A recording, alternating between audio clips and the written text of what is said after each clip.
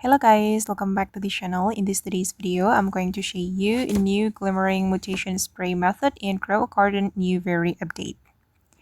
Okay, let's get into it guys. As we know that Grow a Garden has just dropped a new very update, and in this update, we need to get the Glimmering Mutation to make a wish.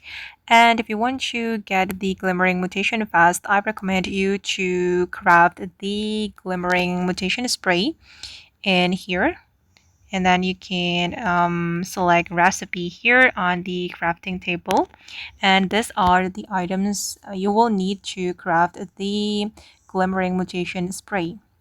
You will need a cleaning spray, orange tulip, daffodil, and mango, and also 1 million shekels.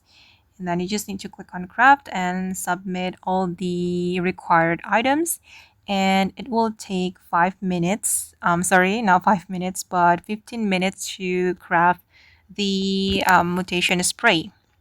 Okay, and then you can go to your garden and you can spray the mutation spray to the targeted fruit. And okay guys, that's all the tutorial for today. Hope this video will be useful for you. Thank you so much for watching, and bye.